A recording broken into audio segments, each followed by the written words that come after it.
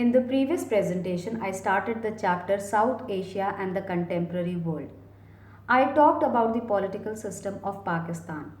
In this presentation, I'll discuss the political systems of Bangladesh and Nepal. Bangladesh is located in the delta of Ganga and Brahmaputra rivers in the northeastern part of the Indian subcontinent. The 1972 constitution specifies a parliamentary form of government. However, Bangladesh witnessed coups and martial laws in 1975 and 1980s. But in 1991, parliamentary system was restored. Now, let us discuss political system of Bangladesh in a bit detail. Bangladesh became a nation state following its separation from Pakistan. Awami League proclaimed independence after the defeat of Pakistan in 1971 war. The Awami League won the country's first general election in 1973 and Sheikh Mujibur Rahman became the prime minister. In the middle of growing agitation by the opposition parties, Rahman became authoritarian. He was assassinated during a coup in 1975 and martial law was declared. Bangladesh was then governed by military for 3 years. In 1977, the army chief Ziaur Rahman became the president. He reinstated multi-party politics and held country's second general election in 1979. A semi-presidential system was evolved. Bangladesh Nationalist Party formed the government. Rahman was assassinated in 1981 and was succeeded by the vice president. However, after a year in office, he was also overthrown in a coup. Chief Justice of Bangladesh was installed as president. But Army Chief Ershad became the country's leader and assumed the presidency in 1983.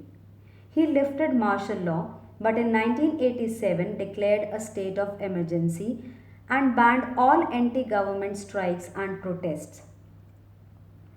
Ershad pushed parliament to make Islam the state religion. After a mass uprising, he was forced to resign and was later on convicted and jailed for corruption. After the 1991 elections, the constitution was amended and parliamentary republic was restored.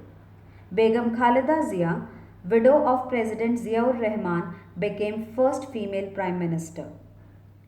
1996 elections were boycotted by all opposition parties, which led Bangladesh Nationalist Party win all the seats. This election was deemed illegitimate. A caretaker government was introduced to oversee a new election to be held in June 1996. The Awami League won the election and its leader Sheikh Hasina, the daughter of Sheikh Mujibur Rahman, became the prime minister. In 2001, Sheikh Hasina stepped down. She handed over the power to caretaker government and became the first prime minister to complete a 5-year term. The 2001 election returned Begum Khalida Zia and the Bangladesh Nationalist Party to power. In 2006, there were violent protests over government's choice of a caretaker government, which was to take over when Prime Minister Khalida Zia completed her term. Sheikh Hasina accused the president of favoring Khalida Zia. Hence, a state of emergency was declared. President postponed the elections. In 2008, elections were held. Sheikh Hasina and the Awami League-led Grand Alliance returned to power.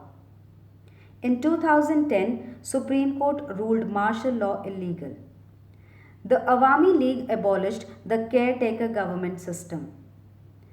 The 2014 elections were boycotted by the Bangladesh Nationalist Party and other opposition parties. It led to the victory of Awami League. General elections were then held in 2018. The Awami League won 259 seats out of 300. Sheikh Hasina became the longest serving prime minister. Bangladesh is becoming an increasingly important player in Asian geopolitics, especially when it comes to the competition between China and India. However, its democratic system is marked with corruption, weak governance, poverty, political rivalries, and Islamist militancy. If democracy is to take stronger roots, it needs a conducive political environment. The country's institutions must be kept free of political influence. What Bangladesh needs is a legitimately elected government that is accountable to its people. Now, let us discuss Nepal's political system. Nepal is a small Himalayan country that borders China and India.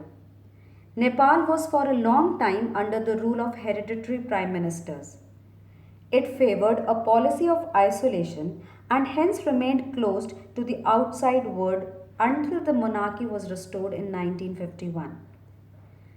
Nepal witnessed two major people's movements. The 1990 People's Movement was a multi-party movement that brought an end to absolute monarchy and the beginning of constitutional monarchy. The 2006 Democratic Movement brought an end to constitutional monarchy and Nepal moved towards being a democratic republic. Now let us discuss it in a bit detail. In 1768, Prithvi Narayan Shah of Shah dynasty conquered Kathmandu and laid the foundation for a united kingdom of Nepal. In 1846, a military officer, Jang Bahadur Rana, seized power in a coup. This marked the beginning of the rule of Rana dynasty in Nepal. It was an era of hereditary rule by successive Rana prime ministers. 100 years later, the end of the Rana era came about through an armed uprising led by the Nepali Congress Party, which was formed in 1946. In 1948, Nepal's first ever constitution was enacted, which gave vast powers to the Prime Minister. An armed revolution began in 1950.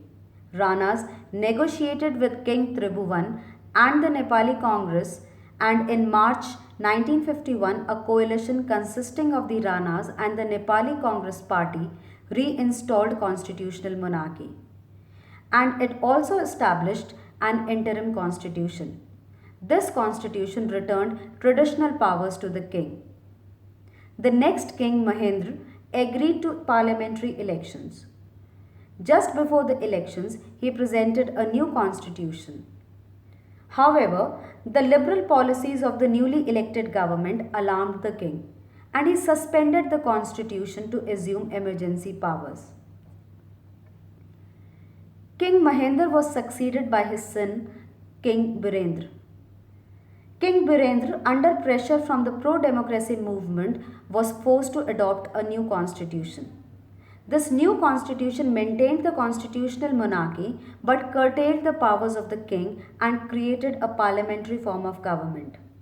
In 1991, Nepali Congress Party won the first ever democratic elections. Another important development was the civil war, also known as the Maoist Revolution. It was fought between the Communist Party and the government of Nepal from 1996 to 2006. Gyanendra became king in 2001 in the middle of Maoist armed movement and immediately after the massacre that left the entire family of King Birendra dead. King Gyanendra was not prepared to accept democratic rule. In 2002, he dismissed the government. In 2005, claiming that civilian leaders had failed to contain the Maoist outbreak, Gyanendra dismissed the Prime Minister and took direct control over the government. All the political parties in the parliament formed an alliance known as Seven Party Alliance and called for 4-day strike in Kathmandu. Political parties and people demanded restoration of democracy. The protest turned into indefinite strike in which Maoists also joined. This came to be known as the Second Jan Andolan. On 21st April, they served an ultimatum to the king. They demanded three things. First, restoration of parliament. Second, power to an all-party government. And thirdly, a new constituent assembly. On 24th April, the king was forced to concede to all the demands. Girija Prasad Koirala was chosen as the new Prime Minister of the interim government. The return to power of the seven party alliance caused a series of significant events, like it led to the end of all royal privileges. It declared Nepal as a secular country. A comprehensive peace accord was signed between the seven party alliance led government and the Maoist, and an interim constitution was adopted. The interim constitution provided for a constituent assembly which was elected in 2008, but the constituent assembly failed in framing a new constitution. In 2012, the Constituent Assembly was dissolved and second Constituent Assembly was elected in November 2013. In 2015, the Constituent Assembly approved a new constitution providing parliamentary form of government. 2017 was a milestone year for Nepal. The elections concluded a turbulent decade which saw the end of a 10-year civil war. And it also enacted Nepal's first fully inclusive constitution. National Assembly elections were held on January 23, 2020, leading to the formation of new government under Left Alliance. In political and social terms, Nepal has travelled a very long way.